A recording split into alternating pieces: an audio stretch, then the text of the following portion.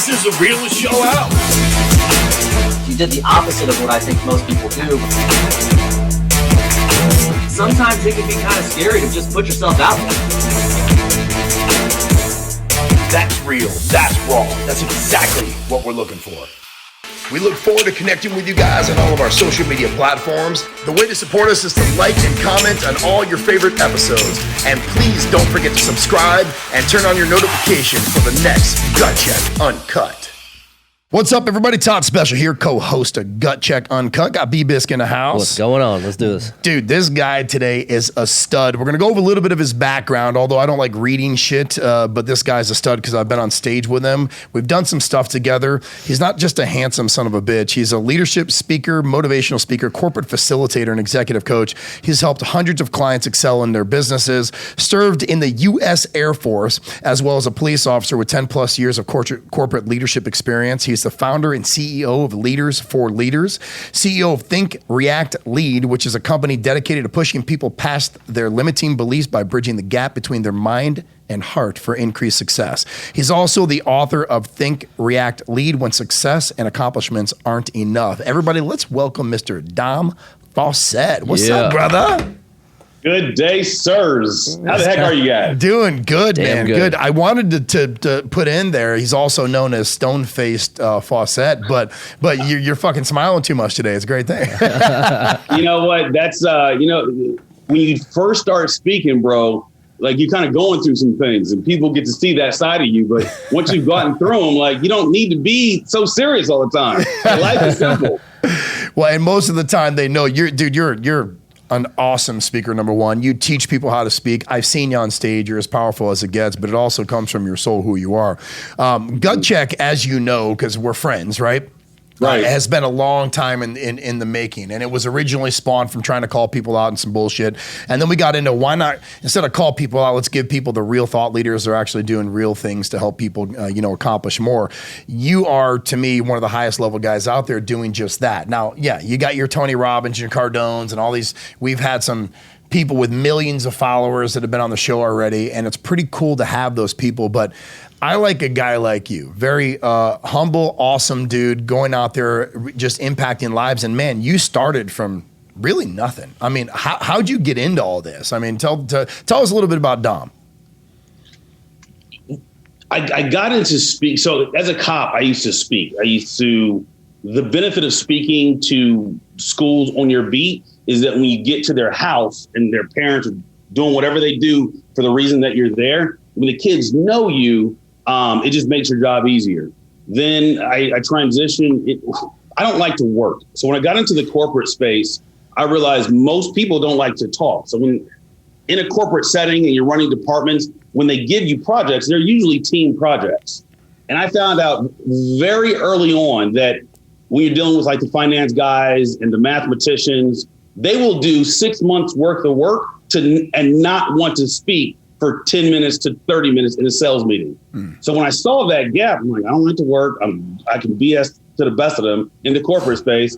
I just started speaking. And then they changed my role from VP to just leadership development. And one day, two things happened, not in the same day, but I started getting these employees that I couldn't keep them off their phones because they were on Instagram all day long. So I'm like, all right, cool. Let me just meet them there. I would do leadership videos. Then we had a lady come in speaking to the finance department, no experience in finance. My other department cut her a check for like 20 grand and she handed out books. I didn't know the industry, but I thought to myself, 20 grand, if I do this once a week, times 20, because it's that easy, times 20 grand, like I'm going to be rich. And then I started speaking with the goal of building a brand to become the obvious choice. And, like we talked at the top of the show, when I first started speaking, I was, hindsight, trying to make up for some of the bad that I've done in the world by making people better. As long as I was doing good, I could not have night terrors. As long as I was doing good, I could further remove myself from all the, what I consider negative stuff that I put out into the world when I was in the military and when I was in law enforcement. So that's kind of in a gist how I got started. But kudos to you, because I know you've been, to the both of you, you've been talking about Gut Check probably since I met you. Mm-hmm. and it's obviously transformed into a thing, and boom, here it is. So kudos to both of you and the hard work that goes on that nobody sees behind the camera. Yeah, man. Well, it's all easy, right? Yeah. It's all easy. It's all easy. Well, easy. A part of me not doing Gut Check, originally was the thousands of dollars I spent on attorney's fees to make sure no one could sue my ass by calling them out, and started realizing it's a little harder than I thought. That being said, I mean we're doing it just in a different way, right? Because because Gut Check hasn't launched yet, right? And we are going to be launching this nationally on July 11th, and we're going to start dropping some teasers and doing some advertising for the show. We've got a pretty strong following already.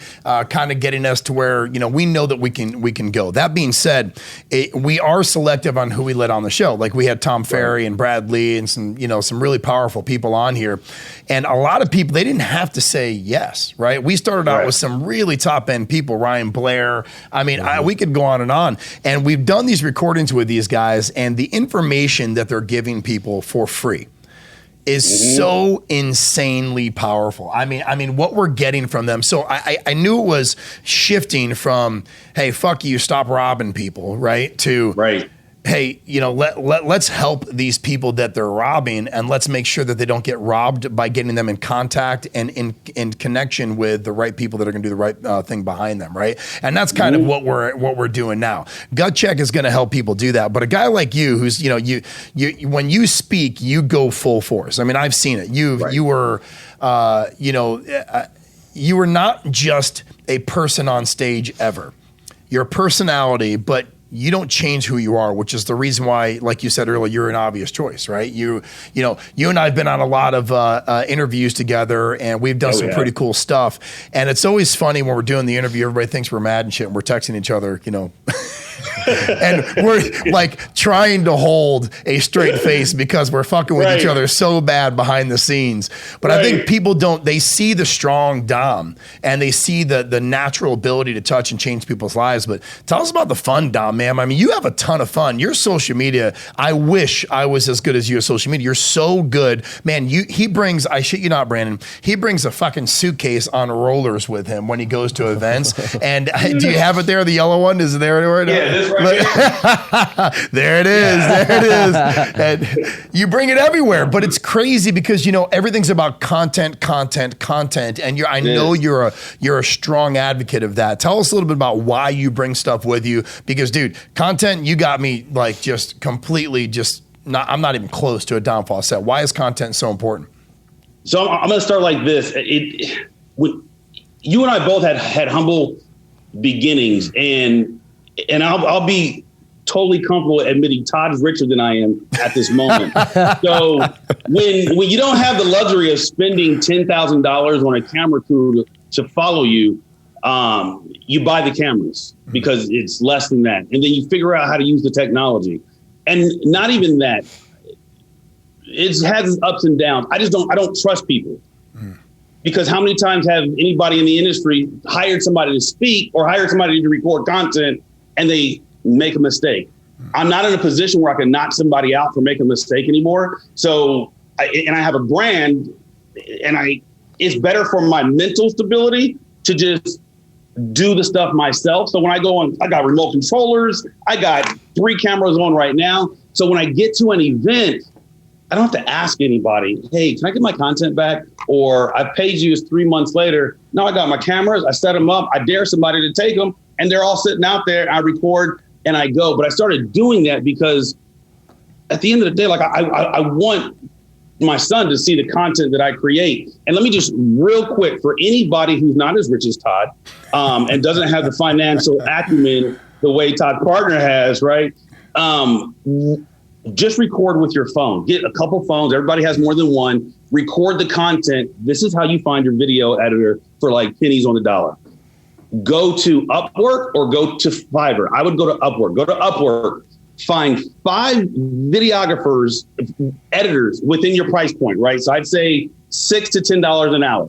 Send them all the exact same project. So I'm talking 3 different camera angles, drone footage, whatever you got for a 5-minute video. So you probably send about 20 minutes worth of footage. Send it all to them.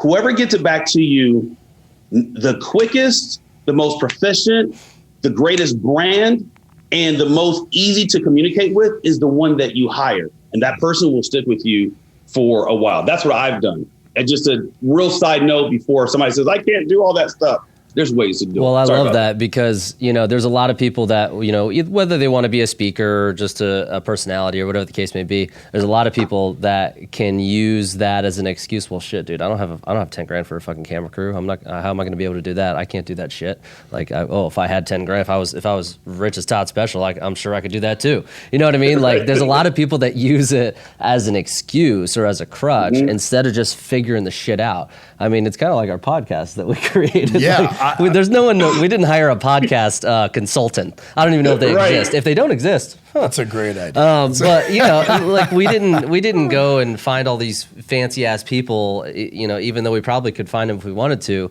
we just figured the shit out. And you're doing the same thing. You figure it out, and you make it look damn good. By the way, so I think that's more of a powerful tool of yours than anything that you just had to do just to figure out. Well, and it's also anybody can do it, right? Like you talk about money, like we joke around about finances or whatever, but the truth is that even if you have money, okay, and you can find someone that talented, whether it be Upward or Fiverr, definitely Upward, I think I agree with you too, but if you can find someone to do it for you, why waste the money on a high-end person that says, because here's the problem, and Dom, correct me if I'm wrong, I don't know if you fell into this trap before, I sure shit did, but you hire a videographer and they like to call themselves something different. We are artistes, right? And then you get a videographer that takes Dom Faussette's fucking content and you go, nah, bro, that ain't me, right? And they get defensive. They're like, fuck you. I'd spent all this time. It's like, dude, you should have got with me before you did all the work because I would have told you, no, I hate that fucking angle of me. I don't like this because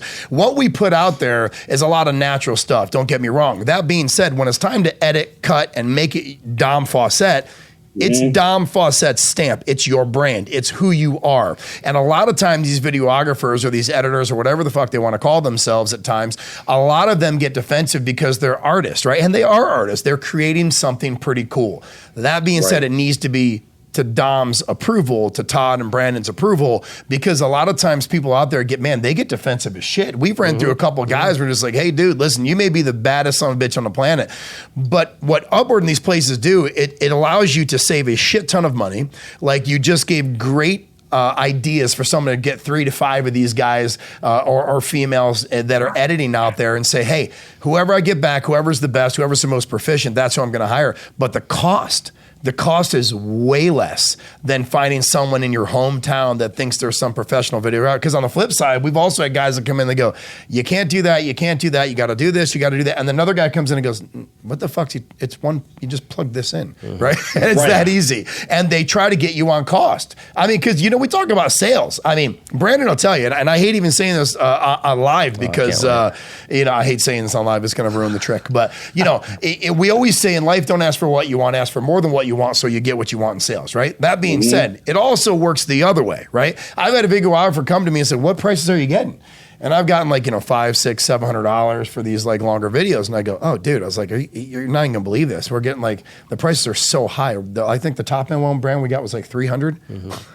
And we're getting 5, 6, or 7, and they go, "Oh, dude, no way! I could do it for 250." And Brandon goes, "The fuck?" It's like one guy said 700, and because I started so low, I was like, "Yeah, dude, it's crazy." I mean, look, I used to have guys do these things for like 150, $200 a pop. I was like, "But I get it. Times change. I think the highest one I was like 300." Brand. He goes, "Yeah, man, it was like $300. I think it was the highest one." The guy, I can beat it. We just went from 700 to 250 because they have a lot of these guys have very big egos. So a couple things, they're not only getting the content the way Dom wants it, but they're also overcharging. And a lot of times these videographers that if you're not testing their content, like you just very intelligently said to do, they say they can do a lot more than they actually can. So I love that. Talk a little bit about that because it's important for Dom to be able to do his own editing. But like Brandon's super smart, way smarter than I am. When he goes on, he finds something online, he can figure it out, and he knows how to do it. I got trust issues too, like Dom said. How did you learn all this stuff so quick? When I was 11, my mom said, I love my mom, so I'm not going to put all her business out there. But in short, from that day forward, I was not allowed to say I don't know.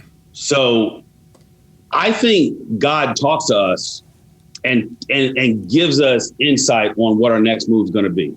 And I learned to go with my gut back when I was in law enforcement. I would get intel stating there's 3 people in a house, go serve a warrant. But right, like a millisecond before I go to kick in the door or breeze through the kitchen or the attic, like my gut would tell me, there's like maybe 5 or 6 or 7 people in here. So I would be prepared for this. So I would go in and there's like 6 people in there. But that's twice the amount that intel advised. Obviously, I made it on the other side as I'm talking here. But when it comes to simple stuff like, all right, tomorrow I just want you to do a video on imposter syndrome, right? Tomorrow the next day I want you to do a video on, PTSD and how to operate effectively in your business.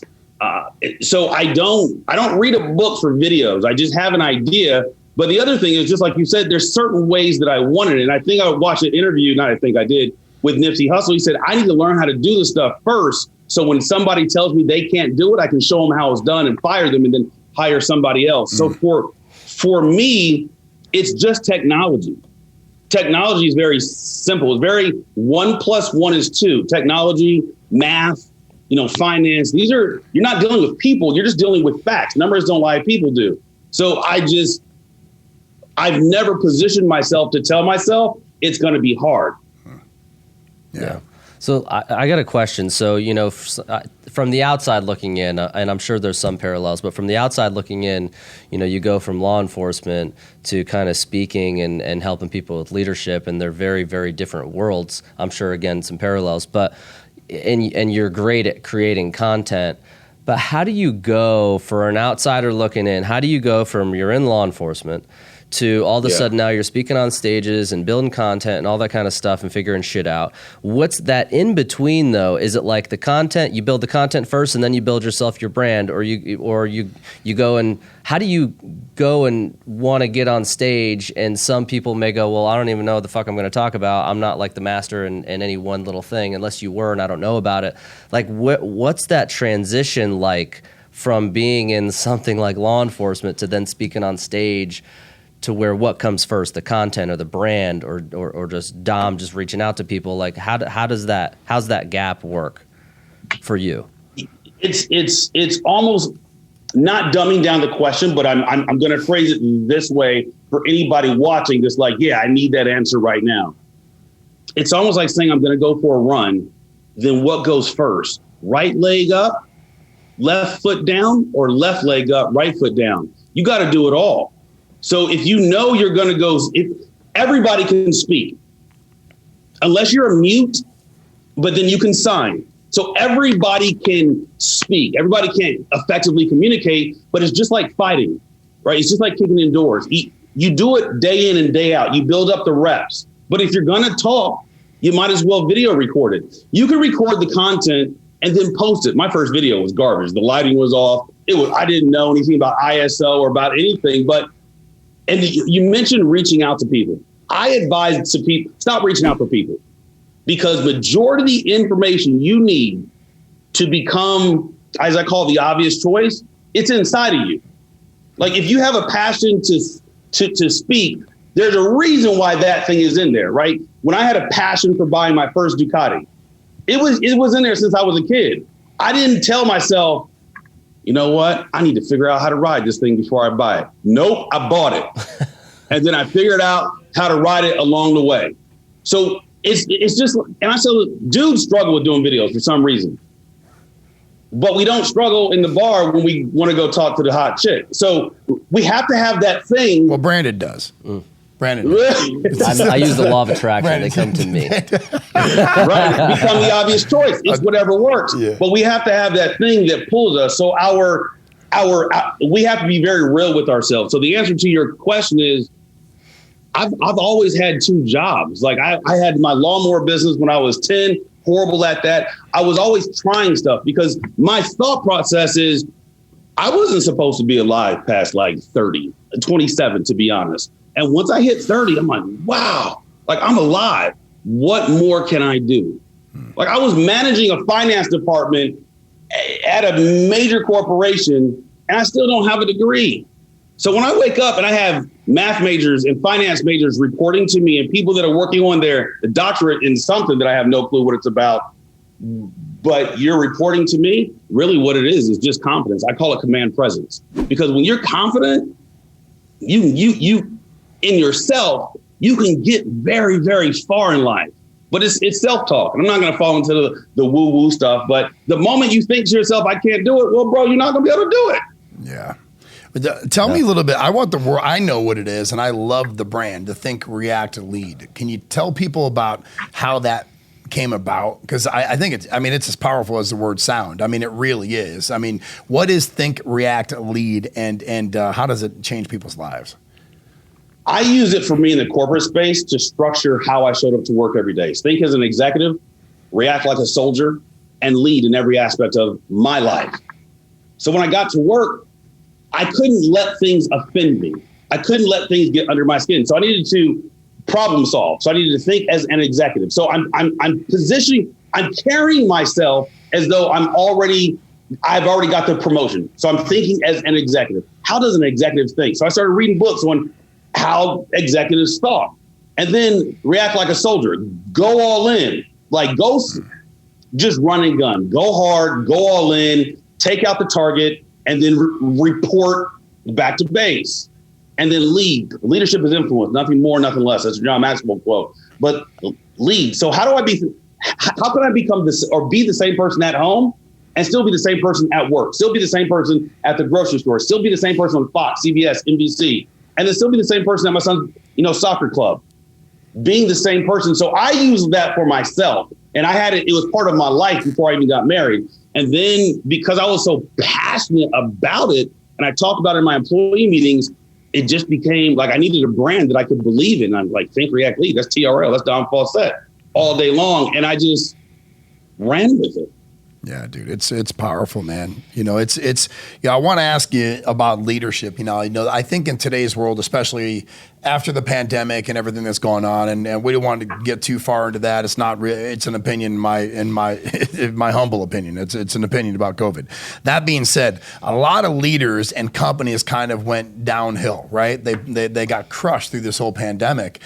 How important was leadership, and how do you define leadership though? Because a lot of people say, "Oh, just be a good leader," right? And you're right. A lot of leadership is influence. Talk about why leadership is needs to be influential in people's lives, and what makes a good leader in Dom Faussette's opinion. Right off the bat, if I can't lead at home, I have no business leading in the world. I invite strangers to my house so they can see I'm a regular dude that just, made a couple tweaks in who he is as an individual and created some success about himself. But when I was in the corporate space and I would see, there was two things that kind of rubbed me the wrong way. I would see all these older white guys, because this is when all the whole diversity thing got big, the Me Too and just all the stuff. And I'm like, looking at all these guys, I'm sitting, because I'm the only black guy in the boardroom. And I asked the question, I was like, how many of you guys have invited somebody gay to your house to have dinner? How many of you have invited female leaders to come to your house to have dinner? How many of you have invited people of color to come to your house and break bread with you? And nobody raised their hand. And I may have not said so nicely because it got real quiet in the room, but I'm like, wow, like you guys are fake. And I said that. I didn't get promoted for obvious reasons, but I realized like I was done growing in the corporate space. And one of my buddies he's not an influence, he doesn't do any of the stuff I do. He's not even like a leader in our space. He's like, bro, why don't you just go grab your own, go do your own thing? I said, you know what? I thought about it. But then I asked my dad, this was poignant for me. My dad's self-employed. He's been self-employed for a long time, prior military. But I said, Dad, I'm thinking about going self-employed. And my dad's not a motivational speaker. He said, boy, if you can't, and this was like 5 years ago, so I'm a grown man. If you can't handle the handful of coaching clients you have, your minimal speaking engagements, and the little bit of employees that you have, you'll never be able to handle being a millionaire. And then he just went upstairs. I'm like, I'm gonna need some context behind that. But he goes, there was no context. I was like, oh, like no good job, no attaboy, no work. Like he was just that guy. Like I bought my Porsche. I showed him Porsche Turbo. He looks at it. Should have got a Turbo S. I'm like, bro, we were on session 8 when I was a kid. Like, you not see how far I've come? Whatever. But that took me back to the drawing board. And I thought, wow. So I'm sitting here stressed out about time. And this is for anybody who has a W-2 job. Check this out. I got very structured, so organizational structure within Dom Faussette. I had to write down what would be the reasons I would fail. So what are the top 5 reasons I would fail? I wrote those things down. Then I wrote down, what am I currently doing with my, using air quotes, free time? Understanding how the brain works. Our brain, so I used to train dogs in the military. I was K9. Our brain treats us very well when we're habits or creatures of habit. So what I would do, I would get up in the morning at 5 a.m. I would make my coffee. I would shower, shave, throw on a blazer, get to work. I would come home. I would lay down. I set my alarm for 5 minutes. My alarm would go off. My brain registered that moment as it being morning time. So my body goes into what's called a preparatory command. It's like, okay, I know I got to get up, make coffee, shower, shave, and I would put on a blazer. So by this 5:30 in the afternoon, I'm repeating my day. So I would get 2 days in one. And then at the time I had a condo. I'd go to my kitchen table, turn my laptop on, and my mind is crisp because my mind thinks it's 5 a.m. and not 5:30 p.m. And I do that Monday through Friday, 3 to 4 hours. And then I would shut off. So I would get 2 days in one. So I built a business while I was in the corporate space. No television. Like, I was very serious about what I was building. I didn't know that within 9 months I would be gone. Like, I didn't know that. I just knew that that lady got a $20,000 check to talk and she was garbage and I needed to get those checks. So that's how I was so into building the brand. And I posted on Instagram 3 times a day. People ask, how do I know how much I have to post? Pick a number and fight for it. My number was 1,000. And I knew if I could do 3 videos a day, I'm not great at math. I'll leave this to Brandon, but 3 videos a day in a year, I'm going to be real close to 1,000. Yeah. Even when I didn't feel like it. See, people in general need to, I'll put it to you like this. The reason why things get under people's skin is because the skin that you're currently operating in is not yours. Fact. Dude, I could listen to just, continue to go on. But, one of the things that I took from this is you made a choice, right? You didn't know 9 months you'd be out of the corporate world and doing things on your own. You are just as passionate and just as motivated and committed when you're on the road as when you are at home. I know you personally, so I can say that, right? Right. And I've seen your transitions. You were the host for The Next Impactor. It was a, global kind of cool thing. Dude, am I right in saying that you'd never done that before or? No, I didn't think so. So Brandon, they asked him to be a host of this thing called The Next Impactor. It was a pretty cool thing, right? Dom gets up in his tux and looked like $1 million, and thank God his wife was next to him. She made him look a lot better. Thank God. Thank fucking God. We'll get into that in a minute. You already know we're going there. But she gets up there and they're up there, and by the way, Sophia's wife is amazing, and so they're side by side. You look like $1 million, but you look like you'd done it forever. But that's also your presence, dude. Your presence is powerful. Like, it looked like you had done that 100 times. You made jokes. You had a good time. You were just speaking, but you're just yourself when you're on stage. But it's also a choice. When they gave you that, you're like, fuck yeah, I'll do it. You know what I mean? I remember the conversation when they were talking about, hey, who should we have? And we're all like, fucking Dom, right? And we all knew you'd never done anything like that before. At least I thought you hadn't. And it was the obvious choice. It was the obvious choice. You slayed it. You absolutely slayed it. And it was fun watching you on stage because, again, I've seen you kind of scale and grow, and you got a radio show and you've got all sorts of shit going on. But one of the cool things about Dom Faussette is that you make a commitment, you make a choice, and then you just do it. You said, when I made the choice to build a business, to be self-employed, it was a choice to be committed to that decision to move forward because I knew that's what I wanted to do. Do you think, and I know the obvious, and it's a rhetorical question actually, but I want your opinion on why entrepreneurs really don't succeed. There's a lot of people that say they want something, but don't take action and do what they need to do to actually get what they want, right? Do you believe that that's the biggest loss in an entrepreneurial world is mindset and just committing to the choice?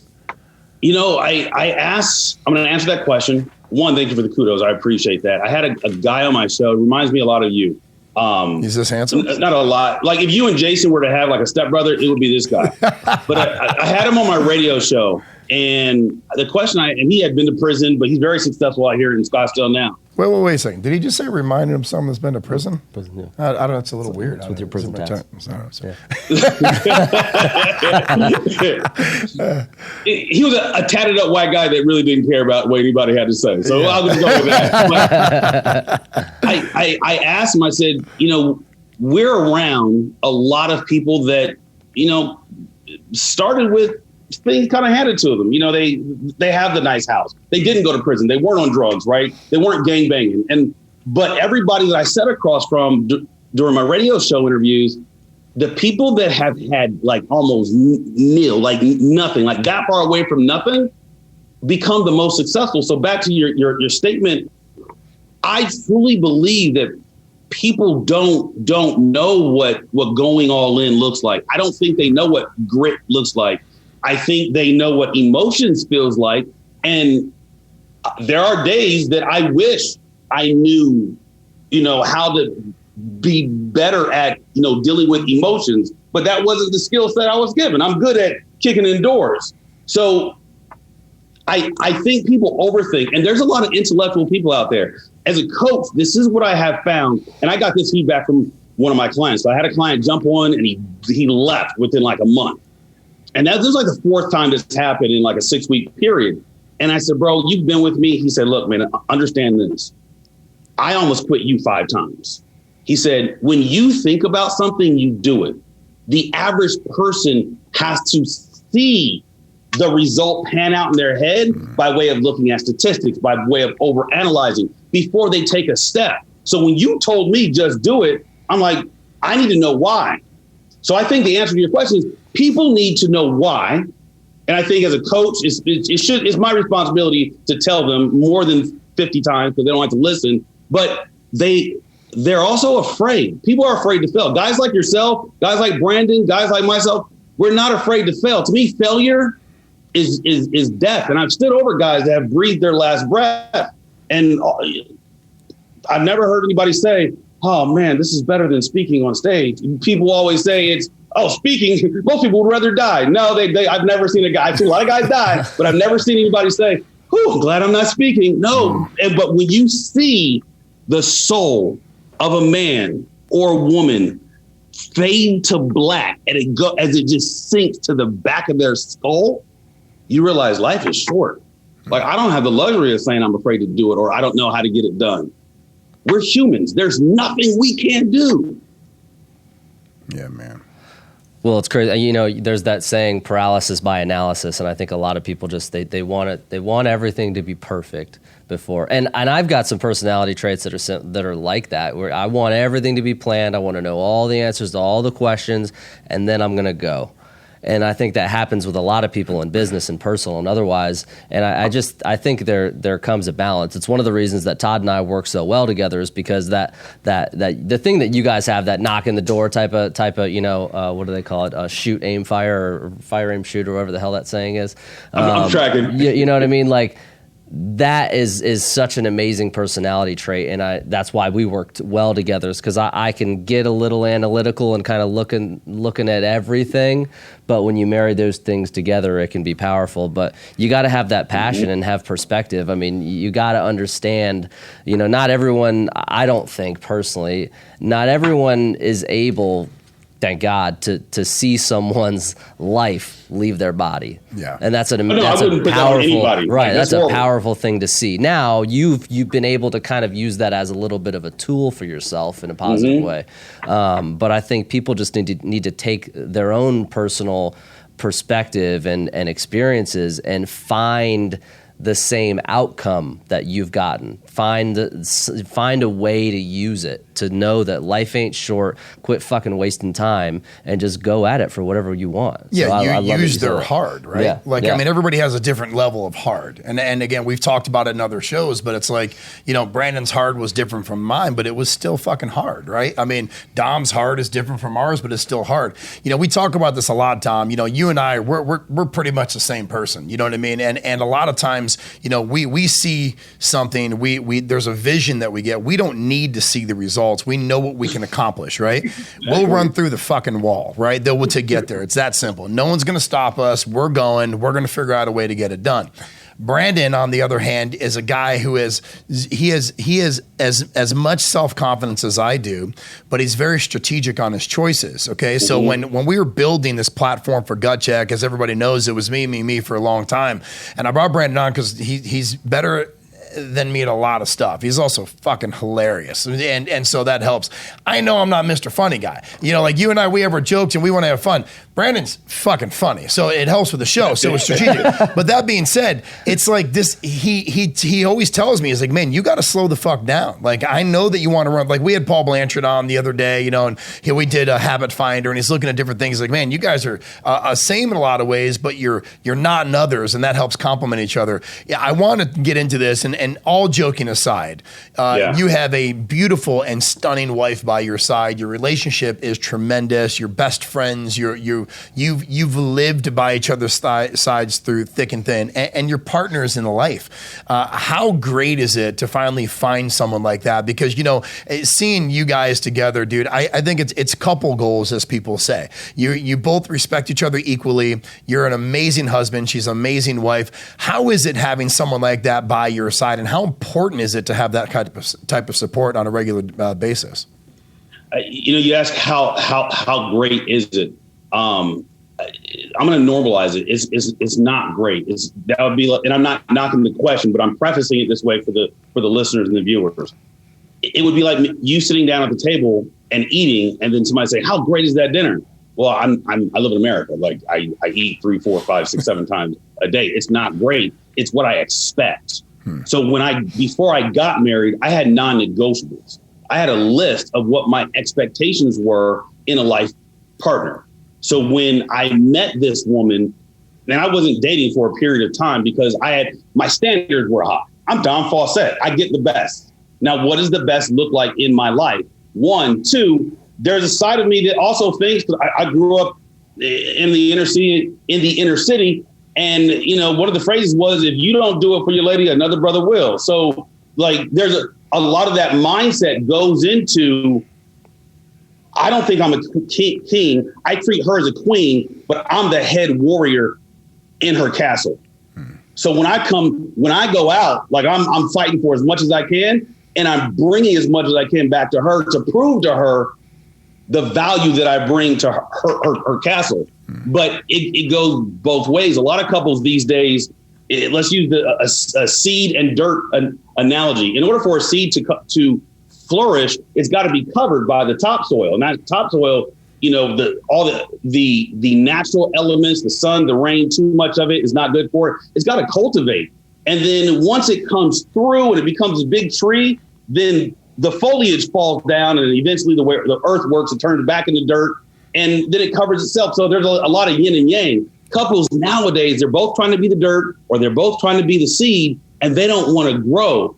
Or they do this, like I learned to give early on when I was a kid. My mom used to make me buy her a gift with my first paycheck, less than $10 since I was 14. That's just something I had to do to learn how to give to women. But with my wife, like I just bought her a Ducati. I surprised her with it. Bought her a brand new Ducati. She already has one, but I bought her another one because she wanted this one. And I do the things for my wife that I would do. You guys know what it is when you get that text. You meet this chick and you get that text like, yeah, I'd be happy to hang out with you. Like, this is the first time you're hanging out. You're going to the best restaurant, she comes to your crib. You're making the nicest meal. Like, you're doing all of the things. So for me, it's day one.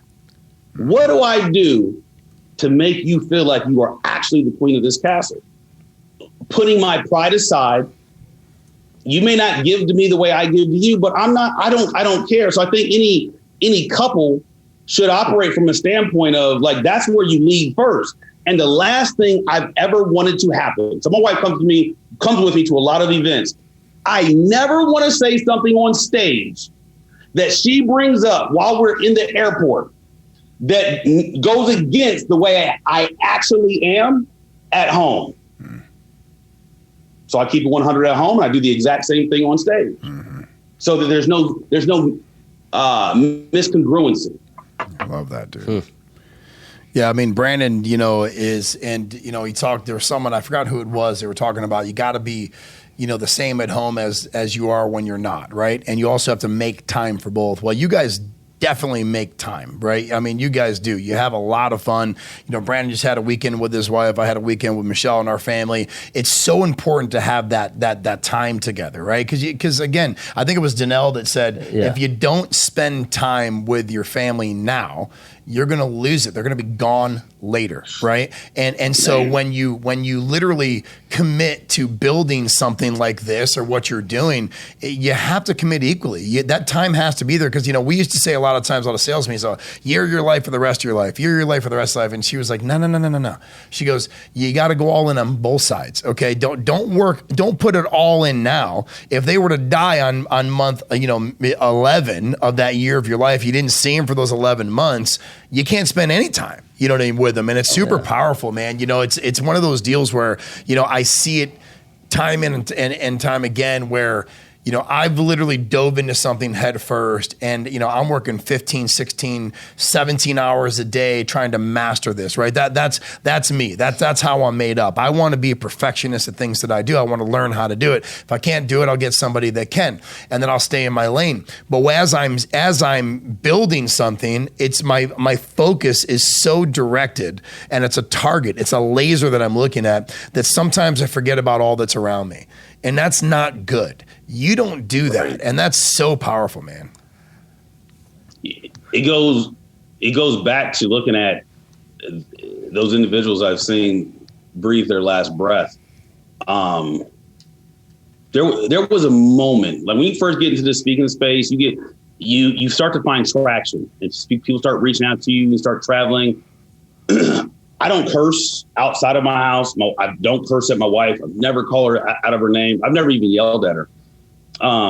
But there was a moment where we had a disconnect in something. And I was about to fly out the next day. I had to be at the airport at 6 a.m. But I woke up and I knew I knew that I was going to talk about speaking and social media and command presence and leadership. But I never do that without bringing up my wife. And I'm supposed to be at the airport at 6. It's like 5:30 in the morning. And I just say, you know what? I can't fly to North Carolina to go do this event, not having things patched up at the house. So I woke my wife up and we had a 2-hour conversation. And I had my bags packed and I had missed the flight. I already knew this. Got to the airport, so I'll figure it out. I'll get there eventually. Maybe my speaking order changes. Maybe I don't make the event, but my wife knows how I feel about her because it could be her last breath. Long story short, I got to the event the exact same time I would have had I flown out at 6 a.m. And that showed me like just when you make your household a priority, God or whatever you guys, not you, anybody decides, I say God will shift things to make things work out for the end result. But if I know plenty of people that are single, like being with somebody who gets you, like my wife and I race Ducatis together. That to me is so clutch. Like that is we're not best friends.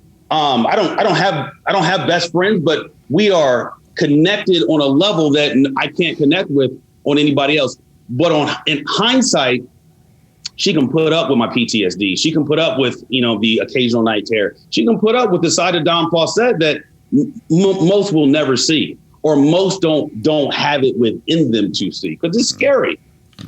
Yeah, it sounds like you make that priority. Like Danelle was saying, she was like, you meet a lot of very successful people, and they are gung-ho. They have a plan. They'll run through the walls, kick down the doors. They have this business model. They have this end game and this dream, and they'll fucking not go anywhere off track when they're going towards that, and they're damn smart and they'll get it, no failure. And she goes, but not everyone has that same mindset equal in the home life and in your personal life. A lot of people can put that stuff into play when it comes to business, but then the family is, oh, no, it's on autopilot. We're good. I'm sure we're good over there.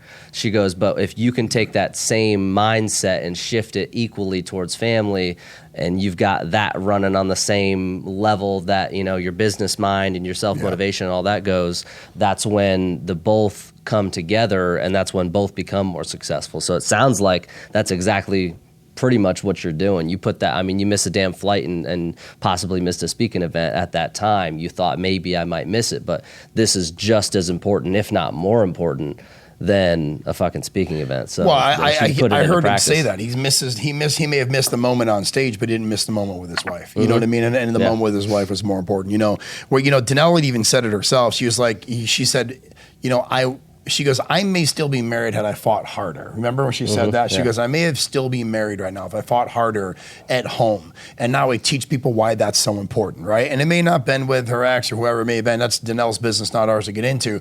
But I heard her loud and clear. It's like, you need to fight at home. Like you said, your home has to be in order for the rest of your life to be in order.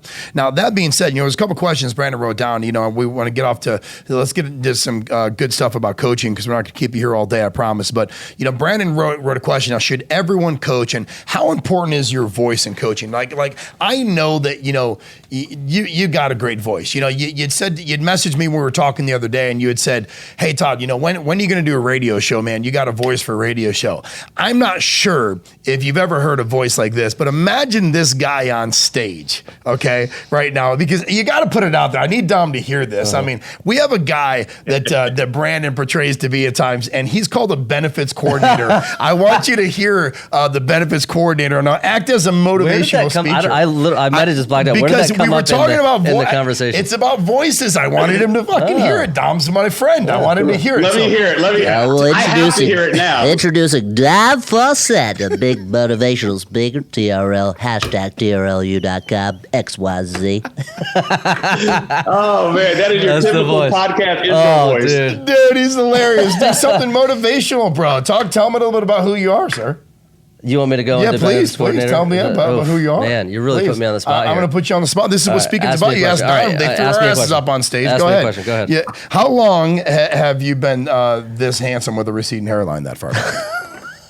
I'm asking a fair question. Well, looking at yourself here, Todd, it looks like we have just about the same measurements. Looking at A plus B equals C squared XYZ, and we're talking to a bald man on the podcast. I'm not sure we can get into foreheads. But to answer your question directly, it's been about 33 years. Oh, man. Dude, I want to have a little fun with it, because I know that, we talk about, like, everybody has a voice, don't get me wrong. For those watching or listening, I want to have a little fun with this, because I know coaching is something you're super passionate about. So am I, right? It's what we do. We love doing. We love having a good time. But that laughter portion, and the reason why I led with this is because, people, they're listening to a lot of serious, we're talking now, but how important is laughter in life and in coaching and engaging with people? Because I know, Brandon asked, should everyone have a coach? My opinion is yes. I'm not leading the witness. I don't care if you're like, no, you shouldn't. I don't care what the answer is. I personally believe that everybody should have a mentor or coach in their life to help guide them. Because to be honest with you, there's been plenty of times that Brandon has been a mentor or coach in my life, and something serious that I've gone on. It doesn't necessarily have to be someone that you pay, but I personally believe that when you pay, you engage more, and that's why I don't do a lot of free shit. You know what I mean? So what's your opinion on that?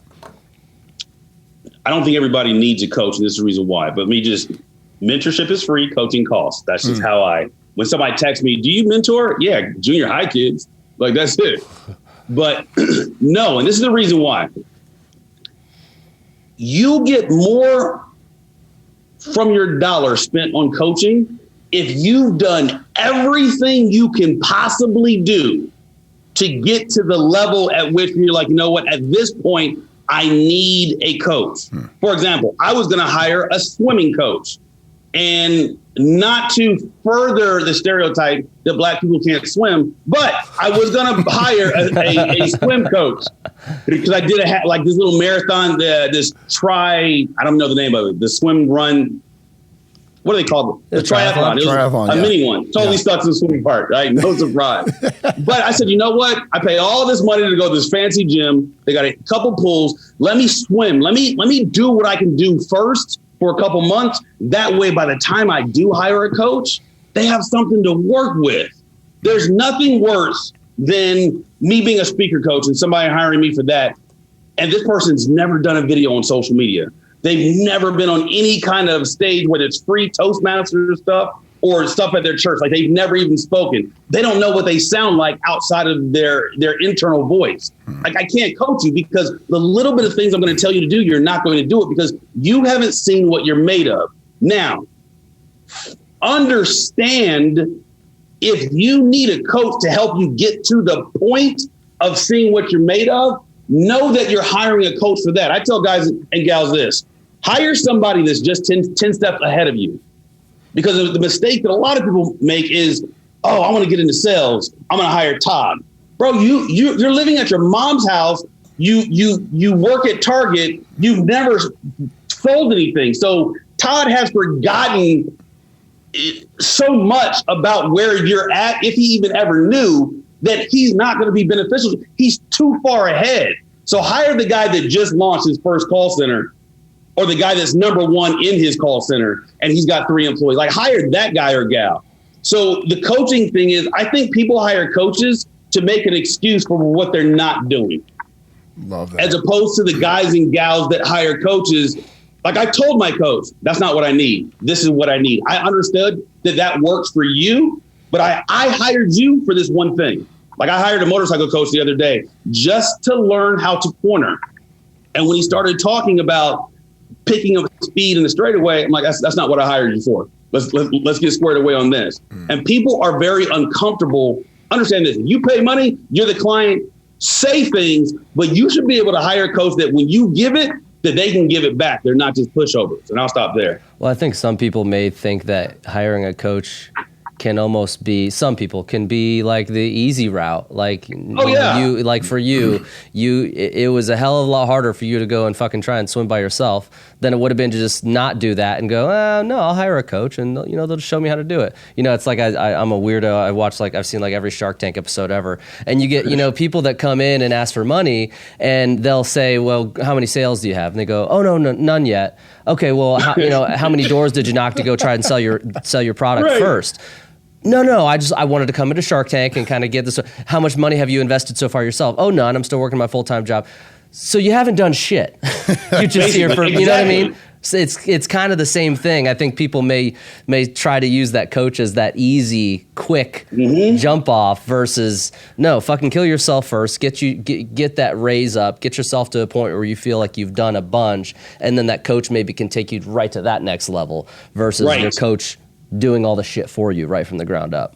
Yeah, you changed my mind instantly because, I'll be honest with you, man, I love everything you said. That's actually how I'm going to respond next time someone says, should I have a coach? I love how you put that. A quick question when it comes to speaking too. You hire a coach, you hire a mentor, especially a speaking coach, right? This is how much I felt that. I remember the first time getting on stage and I was shaking. I was in front of Les Brown. I was at a competition, and I was getting on stage and I felt so nervous. You get kind of you forget everything you're going to say on stage. I'm sure you've been there. We've all been there on stage. We forget some shit, right? So we get on stage, I'm shaking, and the guy says, well, when I get off the stage, he's like, oh man, he goes, well, when you're nervous, he was like, that just means what you're putting out there, you want people to feel. I still to this day, when I get on stage and I get going, bro, it's I don't know if it's nerves or it's just my heart, but I want people to feel what I say, right? I want them to feel, and I still get nervous. I'm not gonna lie to you. I've spoken in front of thousands of people. It's funny. I went from speaking in Les Brown's competition to being an anchor with Les Brown at an event a year later, right? It was pretty cool how that kind of catapulted. But I still get nervous. I remember asking Les, and I said, "Hey, Les, let me ask you a question, man. It's still to this day. I don't know if it's because I'm, you're the anchor and I'm the guy. I know that in a lot of speaking gigs when they run all day long, the noon slot and the 6 p.m. slot. Those are the two biggest spots, right? The one right before lunch lunch right as the day closes. And Les was obviously doing the closing, and I was the guy doing right before lunch. We both spoke for an hour, and he's right there. He's like, "Hey, go get him, Todd. You know, he's the nicest guy on the planet." Right. And I get up there, I say, "Les, I'm like nervous as shit. Like, I don't know. Like, I've done this 100 times. Like, I'm nervous." He's like, "For me personally, Todd, that means that I care because I want people to actually feel what I'm going to say." He goes, "The day that I don't get nervous is the day I want to stop speaking." I know people have opinions on it. Tony Robbins the same way. You know, he jumps up and down 15,000 times before he gets pumped up, gets his blood flowing. He's like, "Dude, I'm nervous every time I go out there." This guy has spoken to hundreds of thousands of people in an auditorium. What's your opinion on someone that's wanting to speak? Because we already prefaced, they need to get out there and they need to do it. Number one, you got to get your feet wet. Go fucking do it. Go speak. Right. Go talk. After they've done it, they continue to get nerves like that. How do you define those nerves for Dom Faussette? And listen, I know you're a tough dude. I know you very well. Yes, military, you've gone through a lot in your life. Do you define it as nerves, or what do you define it? Or do you get nervous before you get on stage? So I don't get nervous before I get on stage, but this is the reason why. I speak every day, whether I'm doing a live or I'm doing my radio show or I'm on a TV news interview or I do have a podcast. It's like fighting. Like when a fighter gets into the ring, there's no question whether or not they're going to win. Now there's two fighters, one of them is going to lose, but right before they get in, like I got this. Same for me, same thing with speaking to me. So I stuttered from the age of 6 all the way to 20, like stuttered to the point where when I was asked my name, it took me so long to say it that somebody in the back his name's Dominic. Like I was a horrible stutterer. Like people would just answer questions for me because they didn't want to hear me talk. Speaking to me is a gift. I think like when you lost the ability to speak or you grew up without it, speaking, why would I get nervous? And this is just a question for Dom. Why would Dom get nervous when it's something that he does every day? Now, I will say that people have a certain anxiety about the message that they're going to deliver and how it's going to land on the hearts and souls of the people in the audience. But I don't equate that to nervousness. I think nervousness is when you don't know and you're nervous. Like, shoot, I got an F. My parents found out. I forged a report card. My dad said, I'm going to talk to you when I get home. I don't know what's about to happen. I'm nervous. But when you're speaking, it's just there's a micro portion of your soul that's just, I need to get this out. And I need to make sure that it lands. So what is the best way to deliver this? I don't think it's nervousness. So I don't get nervous when I speak because at the end of the day, no matter what platform I'm on, I speak the exact same stuff. This guy named Dr. Miles Monroe said it best. He said, nobody attacks me. Why? Because I speak principles and I speak law. Other than that, I don't speak opinion. So nobody's going to negate something that I say. If I say I threw up this orange in the sky and it fell on the ground because of gravity. Okay, that's law. So I think anybody, like you don't get nervous with sales calls. And I know Brandon doesn't get nervous with looking at a tax return. You put my tax return. I got to see my accountant tomorrow. I literally just woke up this morning like, fudge, I got to see my accountant tomorrow. And I'm putting all this stuff together. Bro, nervous. Because I do it once a year. Yeah. I don't do sales calls. I don't even know how to sound like Todd can nail that in his sleep. But when you do it every day, it's not nerves. I love the person. Go ahead, hit me. Sorry, I just want to say I love the fact that there was dialogue literally recorded right now that you looked Brandon dead in his face. Said Brandon, I mean, he could do tax returns. No, I love it. He's the only one that's really played into the joke. He's the only one. I mean, there's a part of Dom that's such a nice guy. He probably believes that you're just an accountant, which is a great thing. But the other side to it is that you look like one. So Brandon, he's implying that you do taxes every day. You have to play because that's what he just said. Because if you do it every day, stay in your lane. This motherfucker ain't gonna try and be me. I fucking love I ain't gonna try and be Todd Speciale. I love this. This is great, dude. Is it the shirt, Dom, or which one was? I don't know what it was. But you look fucking handsome. I'm gonna put it out there. It's hot in here. But I get it. Sorry, I had to interrupt because Brandon doesn't do taxes every day. But I want the world to know that Dom Faussette legendary speaker and coach, just implied that you can do taxes every day, and Brandon doesn't get nervous because you do them every day. That's the only like document day, so. I could think of with numbers on it. And I just got finished looking at my taxes just now. That's hilarious, bro. Sorry, I didn't want to interrupt you. We had to have some fun with it. Well, You're good, bro. Dude, Dom, we could have you on all day, brother. I first of all, I want to thank you for being on, dude. I mean, I know that you're the guy that doesn't, I don't need the people to know where to find me and all that, but I want people to find you personally because I'm your friend, okay? Go to domfaussette.com. He's got to read it. Where can they listen to your radio show and your podcast? You're all over IG. You're all over Facebook. You're all over everything, bro. But I want them to go to your radio show. I want them to hear more about the podcast. Where can they find that stuff? For the Think React Lead radio show, they can go to iHeart Sundays at 960 The Patriot KKNT from 1 p.m. to 2 p.m. Pacific Standard Time. Damn! Social media handles, that's Dom Faussette, that's DOMFAUSSETTE, or just Google me because I'm that good. I digress. You can call me at 602-481-0650. But all jokes aside, love that, dude. I love Instagram, everything goes radio show, and there's places to go from there. Yeah, dude, dude, and they should follow you. Your content is amazing, dude.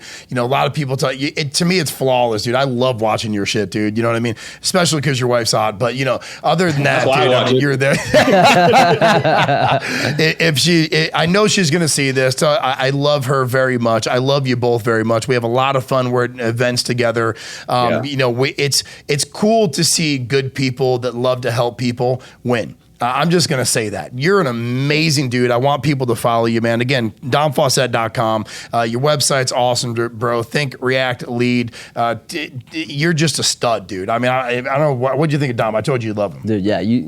I trust you, but you talk a lot about this dude. So he lived up to my expectations. So nah, it's cool, man. So we'll have you on again soon, man. I'd love to have you and your beautiful wife on together, man. I mean, because I think to have that couple power needs to be there. I don't think anyone would focus on you. But that being said, it'd be good to have both of you there. I'm down. So thanks for being on, brother. Guys, get his book, by the way, too. Think, React, Lead. You can get it on Amazon, all sorts of different platforms. Dom, thank you so much for being on, brother. We appreciate you. Thanks, man. All right, brother. We'll see you soon, brother. All right, man. Dom Faussette.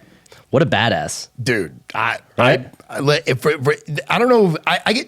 I stuttered. It's like I'm listening to him talk about the guy had a stutter from the time he was 6 to 20 years old. I just stuttered because the guy has so much valuable information. One thing I love that he continued to say is that it's a choice to be committed. But one of the most powerful things I got out of this is that I'm going to say that I'm wrong. And I know that it's hard it's very hard for me to say. But Dom, he closed me because I think everybody should need a coach or a mentor. And he said, mentorship is fine. He goes, for a junior high kid. But if you're a coach, I don't think everybody needs a coach. You got to go out and you got to do it. You got to do some work first. You're like you said, I wanted to get a swimming coach and no, dude, I got to jump in the water and actually try before I get someone to teach me how to do it the right way, right? That was probably one of my favorite parts of the conversation, because a lot of people would think that he would have gone the other direction due to the fact that he does coaching and gets paid to do it. Yeah, no. But it's not just a takeaway. He's being serious. Right, yeah. But you gotta go through some shit. You gotta do whatever it is that you're trying to do. You gotta fall a little bit. You gotta have some level of a foundation. I said the Shark Tank analogy, and it's so damn true. Getting a coach isn't the cheat code. You know what I mean? Yeah. You gotta hurt a little bit. You gotta put in all the effort, and then get a coach to take you to that next level. Don't get a coach just to put you on any level. Well, it's kind of like you always say that your favorite word, effort. One thing that runs congruent with it, he says, people don't really truly know what going all in looks like. You know what I mean? It's like they don't know. It's like, and you say it all the time, you got to give some effort before you can actually feel what that pain is that'll allow you to kind of thrust forward. He's a prime example of a guy, Section 8 house in the military. I love when he said, from the time he was 11 years old, his mother made him stick to this rule that he can never say, I don't know. Dude, that's powerful, man. I mean, what a way to bring, I don't know. I thought that was What great. else I loved is when he talked about how he gets 2 days in one. thing. Yeah. Where he sets his alarm or something like that at 5:30, and it kind of resets his brain to think that it's 5 a.m. again, and he gets 2 days in one. I thought that was genius. Well, you're in bed by 5:30, so 100%. At night. Dude, 100%. But you also wake up at 3:30 in the morning, so that helps. So my hours are just different than yours. Yeah, that's fair. It's fair. Another thing he said, he's talking about his father. He's like, look, my dad was not an entrepreneur, but he's been self-employed his entire life, right? And he said the guy, military as well. But he said his dad never really gave him a pat on the back. He just kind of told him how it is. I think what we learn from guys like Dom, that learn from guys like his father, is that you got to go out and do the work, right? The results are in the work. There's nothing comes easy. Dom dove in to bring it. Dude, I remember seeing him roll around this yellow case, and I was like, what the fuck is this guy? I'd just rather hire a videographer and just follow me around all day because I'm lazy, right? And he goes, dude, no. He goes, I know what angle I like. I know what I know what content I want to have, and I also want to be able to place that content immediately. I don't want to have to wait for someone. I want to be able to learn it myself, go out and do the things that need to be done in order for me to be successful at my level. It's his way, and he controls that. When a lot of us are like, you can delegate, but you may not get what you want. Well, he didn't use it as an excuse of not having the money to do it or not having the knowledge to do it. He said, fuck it, I'll do it myself, save some money, and I'll do it better. Yeah. Well, it's true. Yeah. And he gives a lot of great advice about young entrepreneurs or people. Look, you can be an entrepreneur at any level. Any age, any level. I don't care who you are, how much money you have. Dom is a living proof that he can help you get to that level no matter where you're from or what age you are. I've seen 65-year-olds decide that they want to start something. Look, we have a guest that's going to be on pretty soon that there were 2 retirees. And how did they pronounce that word? We'll talk about it in the show. But there's like a product or service that she offers that it was 2 retired people. I don't know if you looked into the history of the company, and it reminded me when Don was telling me. They both retired at age 66 and 64. Husband and wife both retired, and they go, we want to build $1 billion brand. And they did that in 6 years. They owned $1 billion company when one of them turned 70, the other one turned 72, and they did it at 64. I think Dom's advice would be the same for them. Don't be an entrepreneur. Don't go after something unless you ever got your feet wet, because you may not want to do it, number one. It may not be your passion. But number 2, getting a coach is, and what else did he say? He said, get a coach that's 10 steps ahead of you, not 18 years. It's like me going to Tim Grover, right? That's Danelle's coach. With all due respect, I'm no Danelle Delgado yet, right? So, but Danelle is there. She needs that high level of a coach. But I'm sure if Tim Grover looked at me, he'd be a nice guy and he'd say, hey man, but you got to get a little further before you come talk to me, buddy. And it's not arrogance. It's actually teaching me the right way. Well, I love that what he said and that you just touched on is it's never too late. You waited till you were 68 to start a podcast. Dude, when I was saying it, I knew I knew something was coming. I knew it. I was like, I said, dude, I know it's going to happen. And there's certain things that we say, and this is just a salesman in us, but there's certain things we say, we just wait for timing, don't we? Oh, it was pretty good timing. I'll give you that one. Well, Dom Faussette, everybody, listen, I hope you enjoyed it. Get on the next Gut Check. Please do me a favor. Comment below, okay? Let Dom know what you thought about it. Let us know what you think about Gut Check Uncut. We're always looking for advice and ways to get better. We can't thank you guys enough for watching. Beebus, can you close us out with motherfucking Gut Check. Can you do that with because they've already heard the benefits coordinator. Can you close us out with that guy? That's the gut and the check. See you guys next time. If you love this guest as much as we did, please follow them on all their social media platforms. The way to support us is to like and comment on all your favorite episodes. And please don't forget to subscribe and turn on your notification for the next Gut Check Uncut.